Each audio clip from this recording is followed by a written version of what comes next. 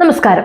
Uniform civil code അഥവാ ഏകീകൃത civil നിയമം കഴിഞ്ഞ ദിവസത്തോടെ ഉത്തരാഖണ്ഡിൽ പ്രാബല്യത്തിൽ വന്നു കഴിഞ്ഞു.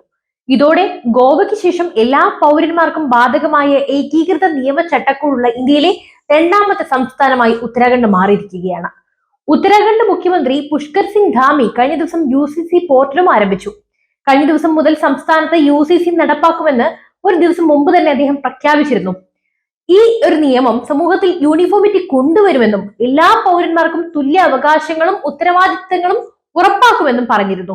UCC എന്നത് മഹത്തായ ഉദ്യമമാണെന്നും അത് നമ്മുടെ സംസ്ഥാനം ജനങ്ങൾക്ക് നൽകുന്ന തുല്യതയുടെ ഉറപ്പാണെന്നും കൂടാതെ രാജ്യത്തെ വികസിതവും സംഘടിതവും യോജിപ്പുള്ളതും സ്വാശ്രയത്വവുമായ രാഷ്ട്രമാക്കി മാറ്റുന്നതിൽ പ്രധാനമന്ത്രി നിർവഹിക്കുന്ന ഈ പ്രയത്നം വലിയൊരു മുന്നേറ്റം തന്നെയാണെന്നും അദ്ദേഹം പറഞ്ഞു.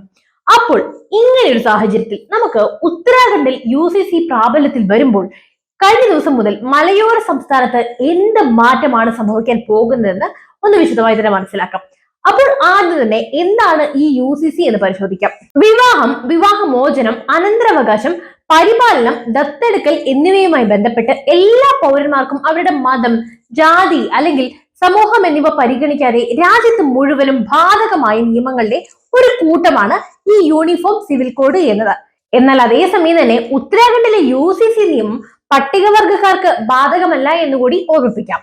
2022 ഉത്തരാഖണ്ഡ് നിയമസഭാ തെരഞ്ഞെടുപ്പിന് മുന്നോടിയായി ഭാരതീയ ജനതാ പാർട്ടിയുടെ പ്രധാന വാഗ്ദാനമായിരുന്നു യൂണിഫോം സിവിൽ കോഡ് എന്നത്. കുങ്കുമ പാർട്ടി അധികാരത്തിൽ തിരിച്ചെത്തുന്നത് കണ്ട് ചരിത്രപരമായ ഉത്തരവോടെ തുടർച്ചയായ രണ്ടാം ടൈമിൽ എത്തി നിൽക്കുന്നു. ഉത്തരാഖണ്ഡ് UCC ബില്ല് 2024 കഴിഞ്ഞ വർഷം മാർച്ചിൽ പ്രസിഡന്റ് ദ്രൗപദി മുർമുവിന്റെ അംഗീകാരവും ലഭിച്ചിരുന്നു. കഴിഞ്ഞ ആഴ്ച മുഖ്യമന്ത്രി ധാമിയുടെ നേതൃത്വത്തിലുള്ള മന്ത്രിസഭ UCC നടപ്പാക്കുന്നതിനുള്ള നിയമങ്ങൾ പാസാക്കുകയും ചെയ്തു. അപ്പോൾ UCC എന്ത് മാറ്റങ്ങളാണ് കൊണ്ടുവരുന്നത് എന്ന് ചോദിക്കുകയാണെങ്കിൽ വിവാഹമോചനം, പിന്തുടർച്ചാവകാശം, തത്സമയ ബന്ധങ്ങൾ അതായത് ലിവിംഗ് റിലേഷൻ, സമാന കാര്യങ്ങൾ എന്നിവയുമായി ബന്ധപ്പെട്ട നിയമങ്ങൾ ഉത്തരാഖണ്ഡ് UCC നിയന്ത്രിക്കുന്നു. സംസ്ഥാനത്ത് താമസിക്കുന്നവർക്കും പുറത്ത് താമസിക്കുന്ന ഉത്തരാഖണ്ഡിലെ താമസക്കാർക്കും കോഡ് ബാധകമായിരിക്കും. എല്ലാ മതങ്ങൾക്കും ഉടനീളമുള്ള വിവാഹത്തിന്റെ ഏറ്റവും കുറഞ്ഞ പ്രായം എന്നത് പുരുഷന്മാർക്ക് 21 വയസ്സും സ്ത്രീകൾക്ക് 18 വയസ്സുമായി നിശ്ചയിച്ചിട്ടുമുണ്ട്. UCC ബാറുകൾ പോലെയുള്ള പരിശീലനങ്ങൾ, ഹലാൽ മുസ്ലിം വ്യക്തി നിയമത്തിലെ വിവാഹവും വിവാഹമോചനവുമായി ബന്ധപ്പെട്ട ഇദ്ദത്ത്, തലാഖ് ആചാരങ്ങളൊക്കെ, അതുപോലെ തന്നെ ബഹുഭാരിത്വം കൂടാതെ ബിഗാമിയും നിരോധിച്ചിട്ടുണ്ട്. വിവാഹവും വിവാഹമോചനവും രജിസ്റ്റർ ചെയ്യേണ്ടതും നിർബന്ധമാണ്. രജിസ്ട്രേഷൻ സമയത്ത് പേരുകൾ, പ്രായത്തിന്റെ തെളിവ്, മതം, ആധാർ, ഡാറ്റ എന്നിവയുൾപ്പെടെ നിരവധി വിശദാംശങ്ങൾ ദമ്പതികൾ നൽകേണ്ടതുണ്ട്. വിവാഹ രജിസ്റ്റർ പൊതുപരിശോധനയ്ക്ക് തുറന്നിരിക്കുകയും ചെയ്യും.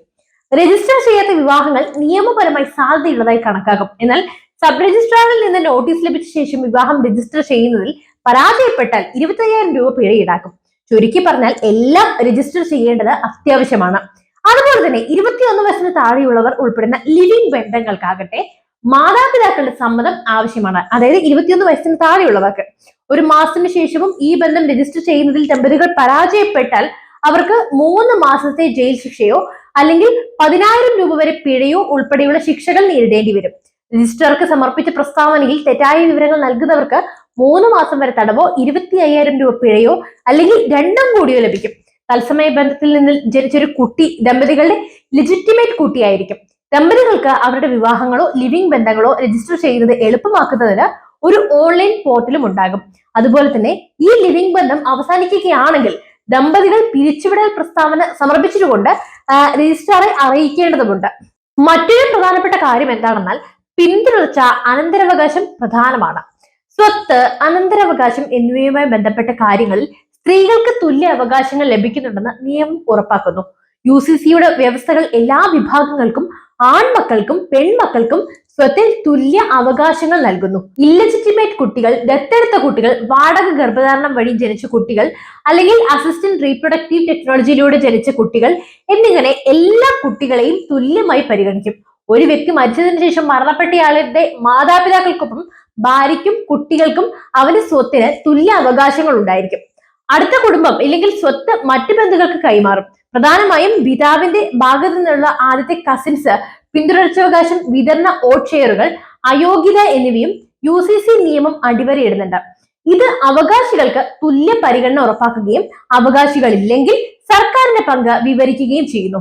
ചുരുക്കി പറഞ്ഞാൽ ഇനി നമ്മുടെ രാജ്യത്ത് എല്ലാവരും തുല്യരാണ്, അല്ലാത്ത പക്ഷം വലിയ വില കൊടുക്കേണ്ടി വരും, അത്ര തന്നെ. അപ്പോൾ ഈ വിഷയത്തിൽ നിങ്ങളുടെ അഭിപ്രായങ്ങൾ എന്തായാലും അറിയിക്കൂ. പുതിയൊരു വാർത്തയും വിഷയമായി വീണ്ടും എത്തും വരെ നന്ദി.